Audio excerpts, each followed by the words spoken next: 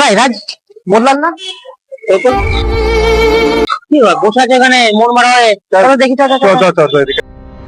কি রে বললো ভাই, এত মন মরা হয়ে বসে আছিস, কিছু হয়েছে নাকি? মুখ চুখ শুকিয়ে গেছে, কোনো প্রবলেম হয়েছে কিছু? কিছু হলে বল, প্রবলেম অসুবিধা হলে বল আমাদের। কি আর বলবো ভাই, দুঃখের কথা, বাজার হাটের যা পরিস্থিতি, জিনিসের যা দাম, তোরা তো জানিস আমি কি কাজ করি, দিন আনি দিন খাই। বাজারের যা পরিস্থিতি আমার প্রতি চাপ, মানে প্রচন্ড চাপের হয়ে যাচ্ছে, আমার আর চলছে না ভাই।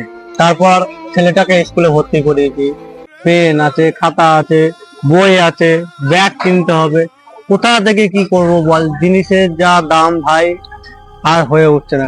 কোনো জায়গায় যেখানেই যাই না কেন প্রচুর দাম চেয়ে বসছে, কোথা থেকে করবো একদম ভাই। আরে প্রহ্লাদ, এই ব্যাপার, এই নিয়ে এত চিন্তা ভাবনা করছিস তুই? হ্যাঁ, আমরা আছি তো, তুই চ আমাদের সাথে, চ ওঠ। আমরা এমন একটা দোকানে নিয়ে যাব, খুবই অল্প মূল্যে তুই তোর ছেলের জন্য সবকিছু নিয়ে যেতে পারবি, বই খাতা থেকে শুরু করে সবকিছু নিয়ে যেতে পারবি। চ আমাদের সাথে, চ। সত্যি বলছিস ভাই?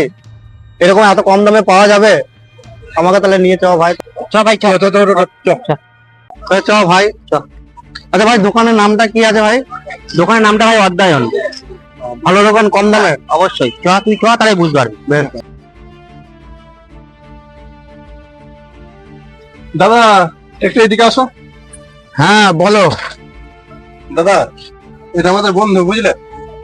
এর ছেলেকে স্কুলে ভর্তি করেছে, অনেক দোকানে গেছে, খাতা পেন বই কিনতে গেছে, অনেক দাম চেয়েছে।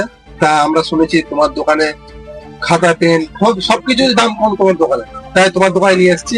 হ্যাঁ, তোমরা ঠিক জায়গায় এসছো। এখানে সবকিছুই কম দামে পাওয়া যাবে এবং ভালো জিনিসও পাবে। তোমার ছেলের জন্য যা কিছু লাগে দিচ্ছি, অসুবিধা হবে না। আচ্ছা তোমরা দাঁড়াও, আমি দিচ্ছি। হ্যাঁ,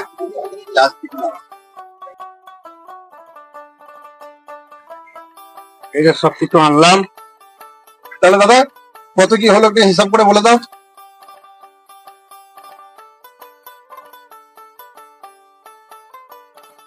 বেশি হয়নি, ওই 250 টাকা হয়েছে। দাদা কি বলছে, এত কম দাম? ভাই তোরা আমাকে বাঁচালি রে, এত কম দাম আমি ভাবতেও পারিনি। তোরা ঠিক জায়গাতেই আমাকে নিয়ে এসেছিস। ভাই এবার যখন যা লাগবে তোর ছেলের জন্য বা তোর জন্য এইখানে চলে আসবি, খুবই অল্প মূল্যে পেয়ে যাবি, ঠিক আছে? অবশ্যই নামটা মনে থাকবে তো? নামটা কি জানো? অধ্যায়ন। অধ্যায়ন। ঠিক আছে দাদা ভাই, তোরা আমাকে সত্যি খুব বাঁচিয়েছিস ভাই।